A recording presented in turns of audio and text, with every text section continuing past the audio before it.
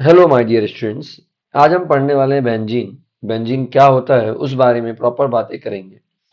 तो सबसे पहले अगर हम बात करें कि बेंजीन की प्रॉपर्टीज क्या होती है, it is colourless, it is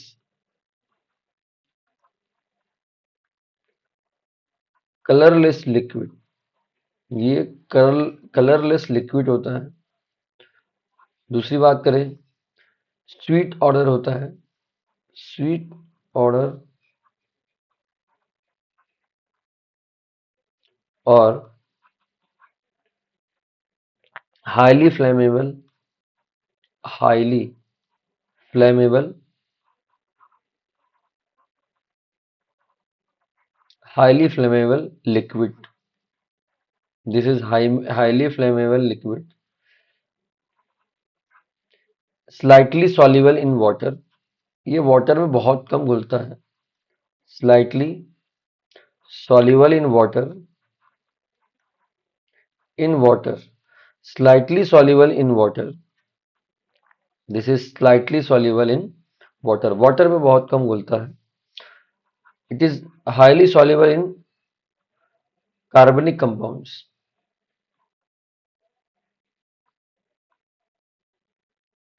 high soluble in carbonic compound।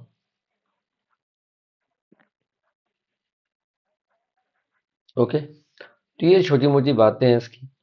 अब बेंजीन के बारे में और हम सारी बातें करेंगे और सारी बातें समझने वाले हैं, तो ध्यान से सुनिए। यहाँ पे अगर हम और आगे बात करें कि बेंजीन में और क्या चीजें होती है, तो वो सारी बातें हम यहाँ समझने वाले हैं।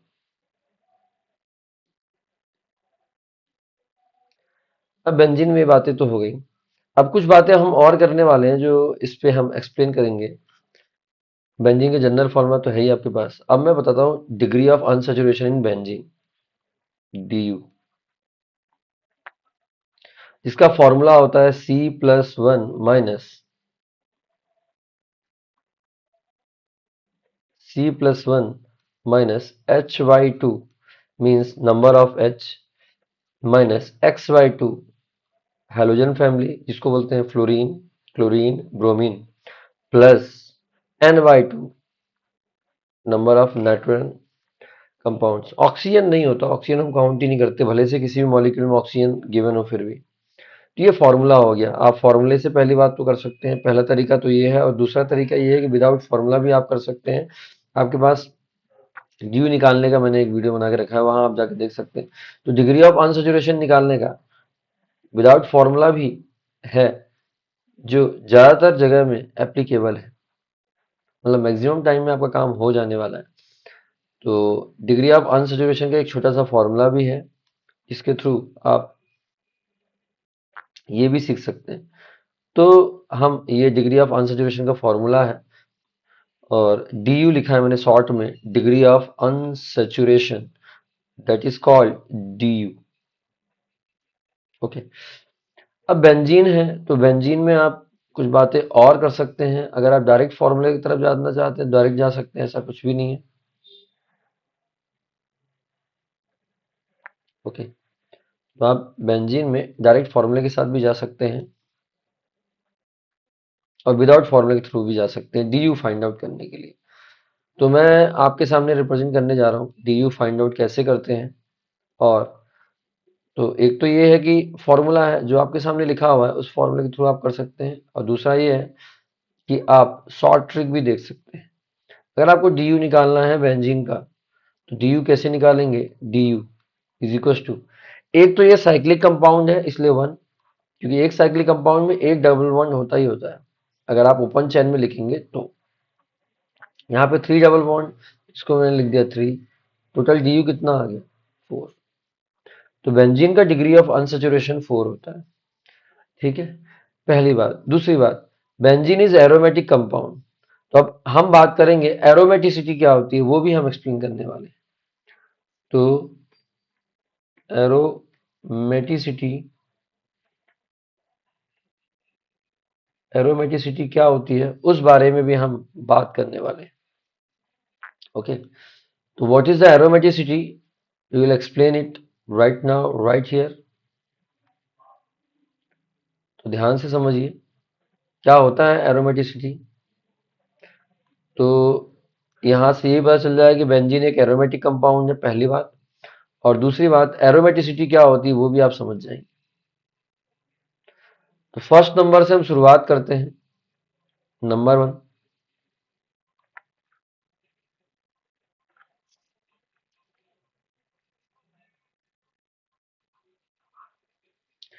एरोमेटिसिटी क्या होती है।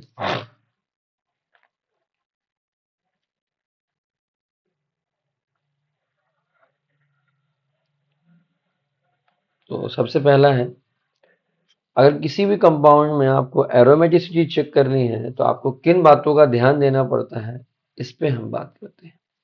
First of all, molecule should be cyclic. Molecule should be cyclic. Molecule should be cyclic. Molecule cyclic होना चाहिए। साइक्लिक इन द सेंस वो क्लोज स्ट्रक्चर होनी चाहिए, या कि वो इस टाइप से दिखे, जैसे ये रहा, ऐसा दिख सकता है वो। मैं थोड़ी सी इस तरीके से घुमा देता हूँ, ठीक। या फिर मैं इसको ऐसा रोटेट करा देता हूँ,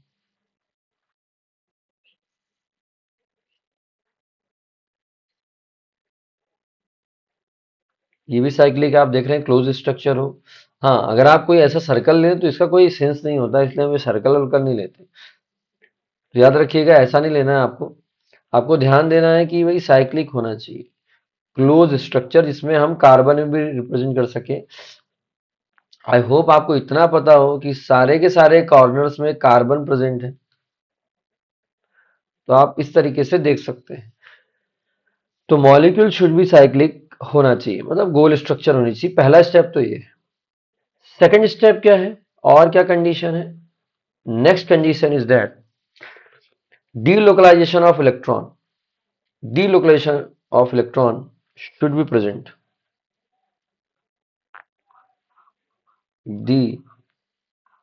delocalization delocalization of electron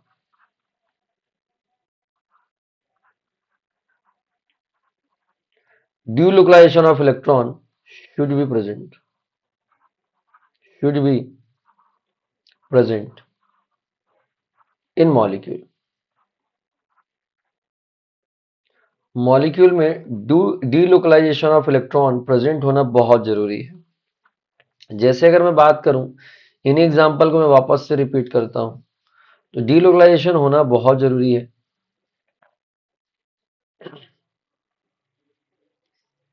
देखिए यहां पर अगर हम बात करें तो डीलोकलाइजेशन क्या होता है, अल्टरनेट में डबल बॉन्ड होना चाहिए। तो अगर मैं मान लीजिए यहाँ पे मैंने ऐसे डैश कर दिया और यहाँ प्लस लिख दिया, तो यहाँ डीलोकलाइजेशन ऑफ इलेक्ट्रॉन है। अगर मैंने यहाँ डैश कर दिया बस, और यहाँ पर इस तरीके से मैंने लिख दिया, ठीक है, तो यहाँ पे मैं कर देता हूँ प्लस, और यहाँ पर, तो अगर हम देखें तो यहाँ पर ये डबल बॉन्ड रोटेट कर सकता है इस तरफ, और फिर ऐसी स्ट्रक्चर बना लेगा। ओके, इस टाइप की स्ट्रक्चर बना लेता है,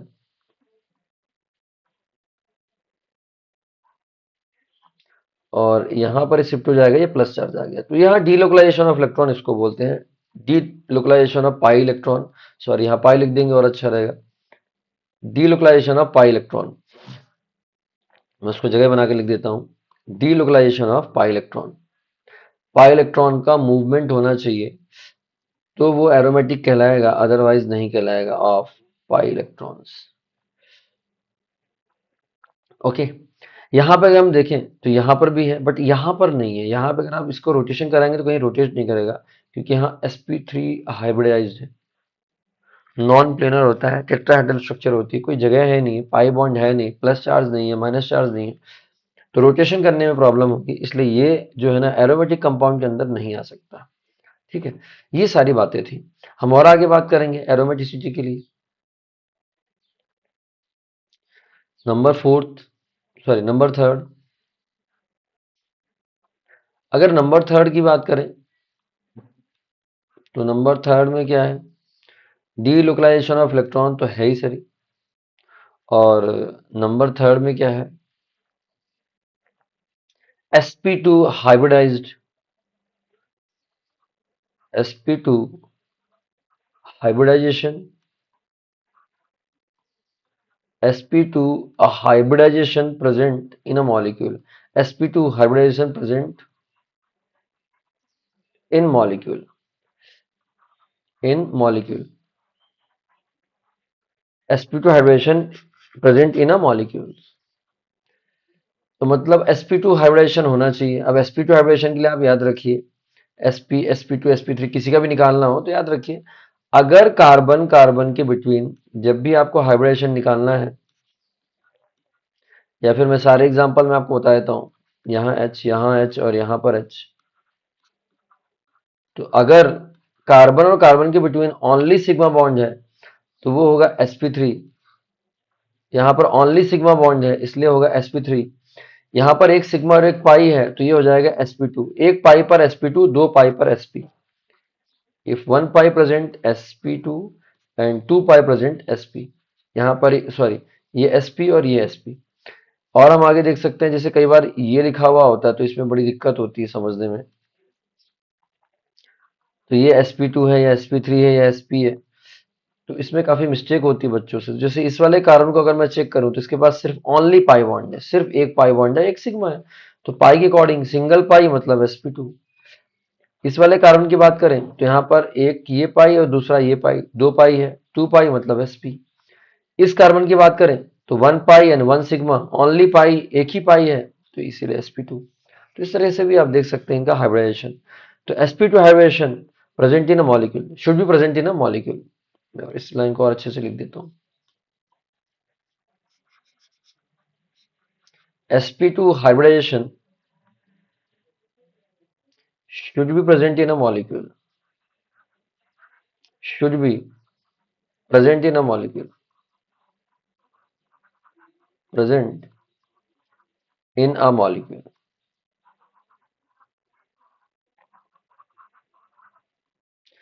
इसमें हाइब्रिडेशन sp2 होना चाहिए। आई होप आप ये हाइब्रिडेशन समझ गए होंगे, बड़ा आसान है, आगे भी बहुत काम आएगा आपके।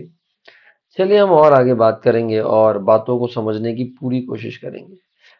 नेक्स्ट है जो हमारे पास नंबर फोर्थ, वो क्या है, डीलोकलाइजेशन ऑफ इलेक्ट्रॉन। तो मैंने आपको बता ही दिया, structure must be planar, molecular structure, molecular structure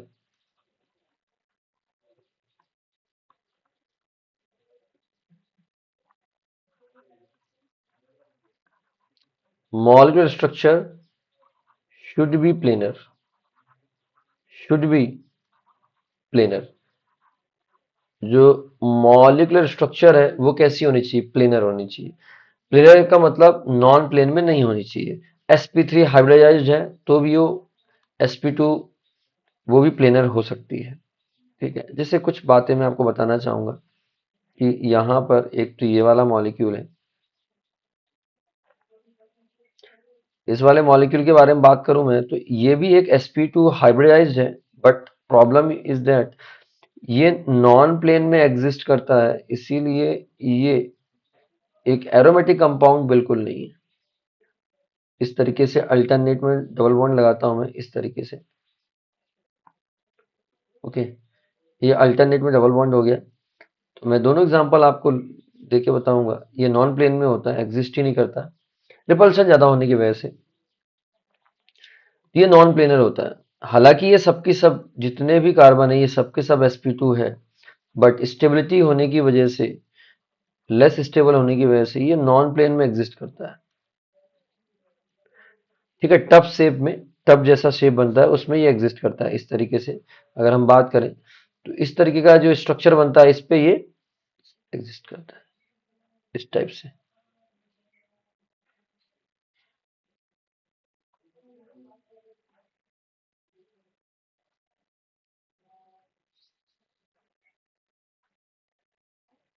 tub shape में मोर स्टेबल होता है, इसीलिए हम इसको टप शेप में मोर स्टेबल बनाते हैं या मानते हैं।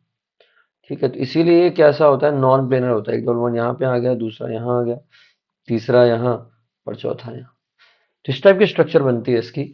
इसीलिए मॉलिक्यूलर स्ट्रक्चर ये नॉन प्लेनर है और इसीलिए ये एरोमेटिक कंपाउंड नहीं है। It is not aromatic, aromatic compound नहीं, this is not aromatic compound. लेकिन वहीं पे अगर हम बेंजीन के बारे में बात करें, benzene is aromatic compound, benzene is aromatic compound. तो बेंजीन कैसे एरोमेटिक कंपाउंड है?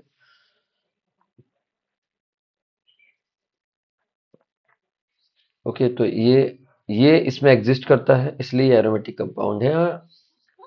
सभी sp2 है, बेंजीन में भी सभी sp2 है, कोई प्रॉब्लम नहीं होनी चाहिए आपको। तो बेंजीन में सभी जगह sp2 है, कोई प्रॉब्लम नहीं है। ओके, तो ये सभी जगह sp2 है और sp2 होने की वजह से ये कैसा है, प्लेनर है। स्ट्रक्चर कैसी हो गई, planar.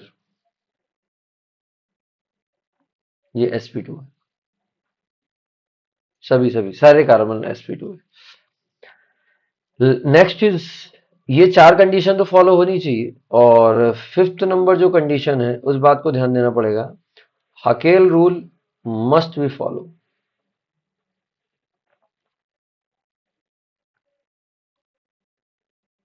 Hückel rule must be follow, Hückel rule follow करना चाहिए।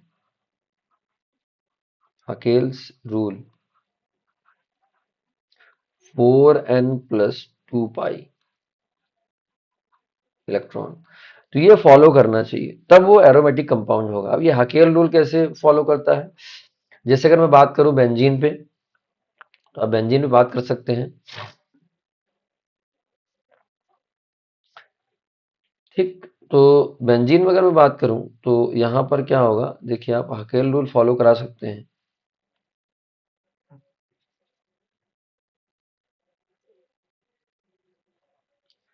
हकेल रूल कैसे फॉलो होगा, मैं थोड़ी सी बेंजीन का अच्छा सा कॉपी कर लूंगी, बेंजीन बार बार यूज में आएगा।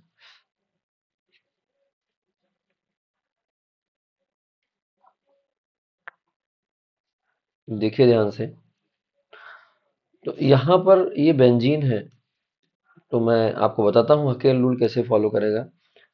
4n+2, यहाँ पर n बिलोंग्स टू आप लिख सकते हैं 0 1 2 3 अप टू n, इतना ज्यादा आता नहीं है वैसे भी। 4n+2, और यहाँ पर जो हम देखेंगे टोटल पाई इलेक्ट्रॉन कितने हैं, तो 1 2 3 4 5 6, ये 6 आ गया टोटल। तो 4n = 6 - 2, तो n = 4/4। वापस से आप देख लीजिए, वो 4 इधर आ गया, ठीक है, तो यहाँ पर 4, और n = 4/4, ये कितना आ जाएगा, 1। आप इस तरीके से देख सकते हैं कि यहाँ पर 4 1 आ गया और 1 है, तो ये एक एरोमेटिक कंपाउंड है। ठीक है, ऐसे ही अगर आप इसको देखेंगे, तो ये जो मैंने आपको एग्जांपल दिया था ये वाला, इस पे भी आप चेक कर सकते हैं अगर आप चेक करना चाहें। तो मैं लिखता हूँ 4n+2 टोटल पाई इलेक्ट्रॉन कितने हैं, 1 2 3। मैं कलर चेंज करके आपको दिखाता हूँ, आपको अच्छे से क्लियर होगा। यहाँ पर 1 2 3 4 5 6 7 8, 8 है टोटल, तो यहाँ पर 8 लिखूंगा मैं, और 4n = 8 - 2, और ये हो जाएगा 6, n = 4। तो हमारी जो वैल्यू आएगी n = 3/2, जो कि इनमें से कोई वैल्यू है नहीं, एक फ्रैक्शन में आ रही है, तो ये एक एरोमेटिक कंपाउंड नहीं है। तो क्या है ये, इसको चेक करना पड़ेगा हमको आगे चल के। वैसे ये एंटी एरोमेटिक कंपाउंड है, बस हम इसको चेक करके बताएंगे। तो इस तरीके से आप एरोमेटिसिटी एक्सप्लेन कर सकते हैं। व्हाट इज एरोमेटिक कंपाउंड, आप ये सारी चीजें देख के समझ सकते हैं। चलिए अब हम कदम आगे बढ़ाते हैं। तो बेंजीन एक एरोमेटिक कंपाउंड है, मैंने ये भी बता दिया आपको। कुछ एग्जांपल और लेना है तो और भी लेके आप समझ सकते हैं कि भाई कौन एरोमेटिक है, कौन एंटी एरोमेटिक है और कौन नॉन एरोमेटिक है। तो सारी कंडीशन को पहले अप्लाई करके फॉलो करवाना पड़ता है। अगर वो सारी कंडीशन वो फॉलो करेगा that is called aromatic compound, otherwise not aromatic compound, anti aromatic compound, जो भी होगा उसके अकॉर्डिंग। तो चलिए अब हम चेक करते हैं कौन एरोमेटिक है, कौन एंटी एरोमेटिक है और कौन नॉन एरोमेटिक है। सारी बातें हम करने वाले हैं। तो सबसे पहले मैं एक स्ट्रक्चर ये लेता हूँ, एरोमेटिक है कि नहीं है। इसी में दो तीन ले लेते हैं एग्जांपल। एक ये रहा, एक ये रहा। इन चारों को पहले चेक करते हैं कि एरोमेटिक है कि नहीं। अभी तो नहीं है, अभी तो ये नॉन एरोमेटिक है। इसमें साइक्लिक कंपाउंड जब इसको बनाऊंगा तो पता चलेगा कि एरोमेटिक है कि एंटी एरोमेटिक है।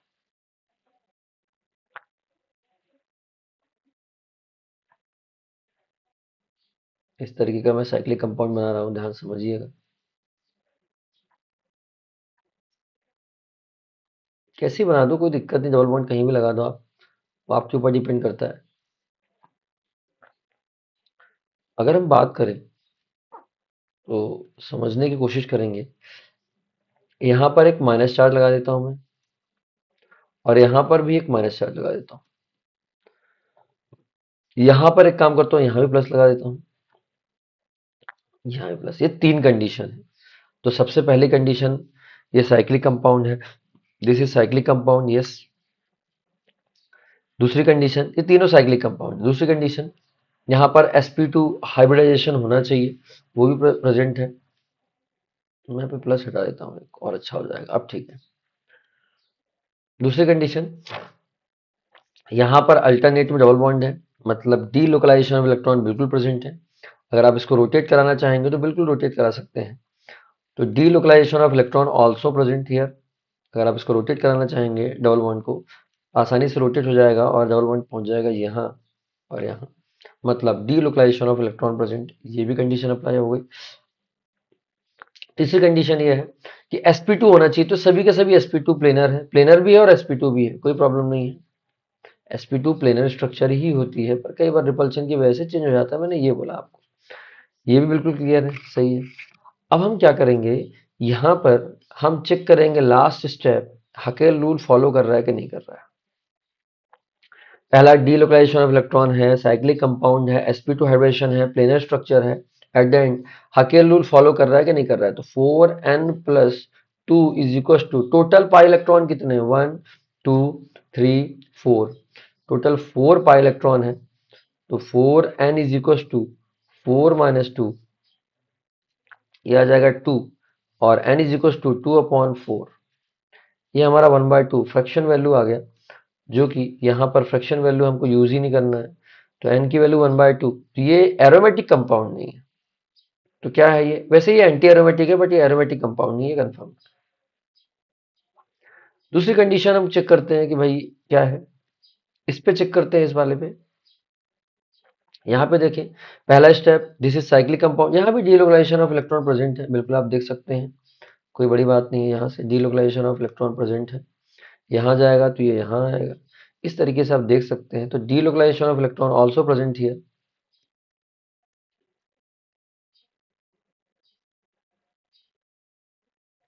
ठीक है। तो ये भी एक एरोमेटिक कंपाउंड है।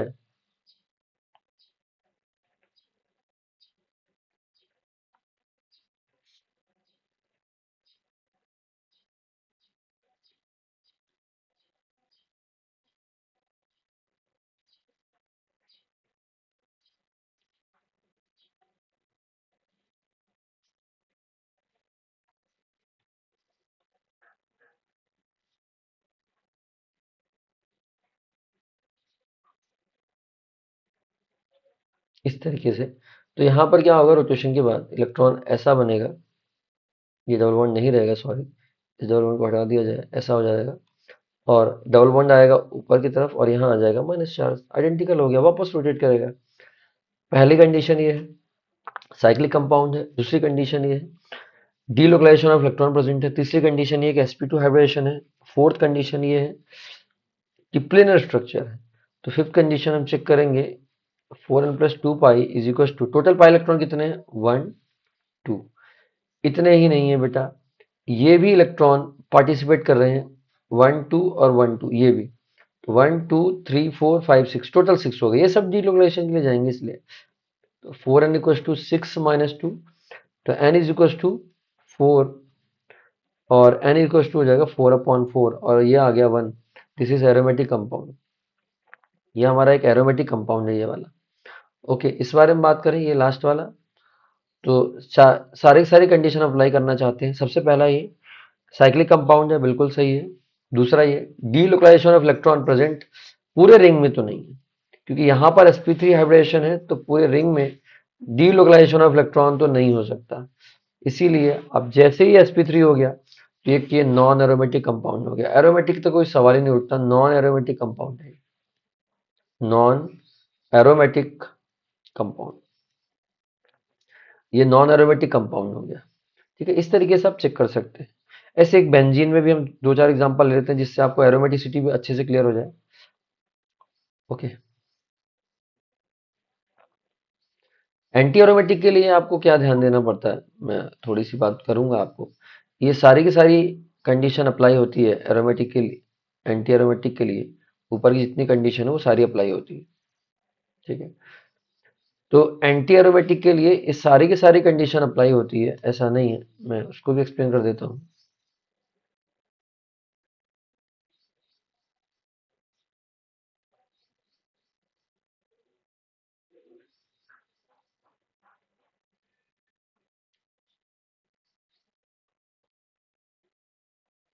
ठीक, तो थोड़ी सी एंटी एरोमेटिक के बारे में बात करें, फिर मैं बेंजीन पे आता हूँ वापस। तो एंटी एरोमेटिक के बारे में बात करते हैं कि एंटी एरोमेटिक क्या होता है।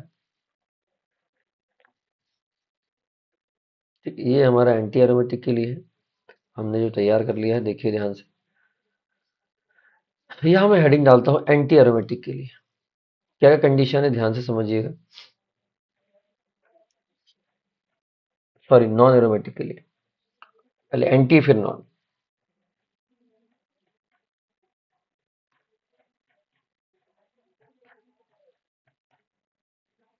एंटी एरोमेटिक कंपाउंड,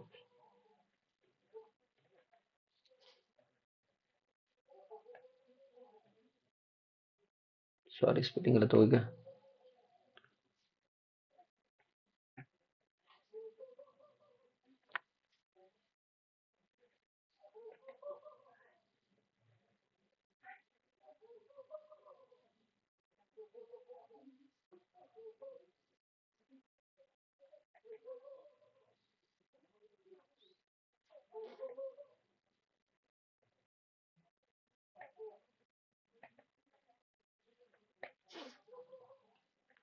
ठीक है, तो अब हम इस पे बात करेंगे और समझने की कोशिश करेंगे।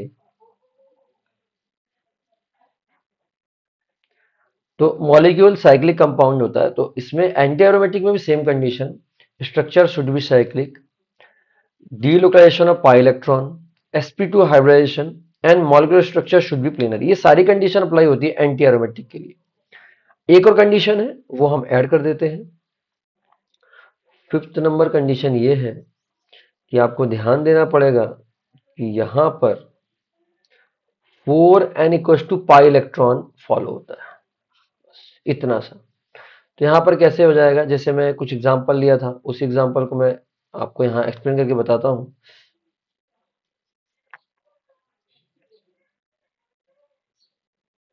ठीक है, तो यहाँ पर जैसे आप देखिए, सॉरी ये एग्जांपल नहीं, मैं ये छोटा सा एग्जांपल लिखता हूँ। ये देखिए, ये वाला हमने लिया था, इसी एग्जांपल को हम आगे कंटिन्यू कर रहे हैं और एक्सप्लेन करने की कोशिश कर रहे हैं। ठीक है, ये देखिए आप, तो यहाँ पे अगर हम चेक करें कि एंटी एरोमेटिक है कि नहीं है, तो देखिए ध्यान से, यहाँ पर ये सारी कंडीशन अप्लाई हो रही है। Should be cyclic, this is cyclic compound. Delocalization of electron बिल्कुल है, यहाँ रोटेट कर रहा है प्रॉपर इलेक्ट्रॉन पूरे रिंग में। थर्ड पॉइंट क्या है, sp2 हाइब्रिडेशन बिल्कुल है और ये प्लेनर स्ट्रक्चर है। ठीक है, बट ये 4n पाई इलेक्ट्रॉन फॉलो करेगा। यहाँ पर भी जो n की वैल्यू है ना, ये हम यूज करेंगे 0 1 2 3 एंड सो ऑन। जीरो तो नहीं करेंगे क्योंकि जीरो तो फिर आ ही जाएगा, जीरो नहीं, 1 2 3 4। तो यहाँ पर टोटल इलेक्ट्रॉन कितने हैं, 1 2 3 4, टोटल 4 इलेक्ट्रॉन है। तो n इज इक्वल टू 4/4, ये हो जाएगा 1। तो n इज इक्वल टू 1 आ गया, मतलब ये एंटी एरोमेटिक कंपाउंड है। This is anti aromatic compound, this is anti aromatic compound. एक दो एग्जांपल हम और लेते हैं, उससे समझने की कोशिश करेंगे। Just like if you have example, यहाँ पर ये है और इस तरीके का है मॉलिक्यूल और यहाँ पर प्लस लिखा हुआ है, तो यहाँ पे अगर हम चेक करें तो सारी कंडीशन फिर से यहाँ पे अप्लाई होगी। सबसे पहले ये sp2 हाइब्रिडाइजेशन है, ये साइक्लिक कंपाउंड है, पहली बात। दूसरी बात ये sp2 हाइब्रिडाइज है। तीसरी बात यहाँ प्लेनर स्ट्रक्चर है। और फोर्थ स्ट्रक्चर ये सबके सब sp2, बिल्कुल सही बात है, डीलोकेशन ऑफ इलेक्ट्रॉन भी है, सब चीजें हैं यहाँ। तो ये डीलोकेशन ऑफ इलेक्ट्रॉन भी है, तो हम यहाँ लिखेंगे 4n is equal to total pi electron कितने, 1 2 3 4, ये हो जाएगा n इज इक्वल टू 4/4 1। तो 1 आ गया, मतलब ये भी कैसा है, ये भी एंटी एरोमेटिक कंपाउंड है। This is also anti aromatic compound. Okay, आप ऐसे कोई भी एग्जांपल ले सकते हैं। अब हम बेंजीन से फिर से शुरुआत कर रहे हैं अपनी। बेंजीन पे चेक कर सकते हैं दो चार एग्जांपल, क्या एरोमेटिक है, एंटी एरोमेटिक है, नॉन एरोमेटिक है।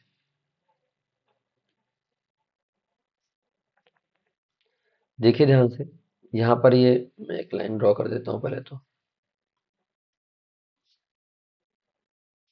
चैप्टर बेंजीन का है तो बेंजीन की प्रायोरिटी पहले देनी पड़ेगी हमको। तो यहाँ पे अगर हम बात करें,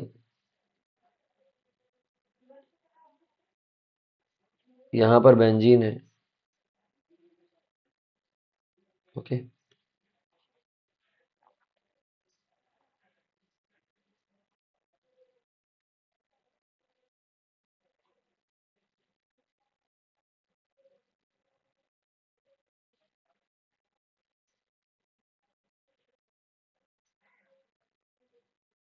चलिए तो शुरू करते हैं। और भी हमारे पास एग्जांपल है बेंजीन के, हम ले सकते हैं। मान लीजिए ये भी साइक्लिक कंपाउंड है, एक ये वाला भी साइक्लिक कंपाउंड है, ऐसे बहुत सारे।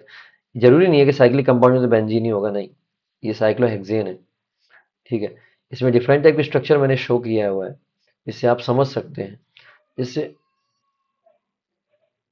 यहाँ डबल बॉन्ड आ गया, यहाँ डबल बॉन्ड आ गया।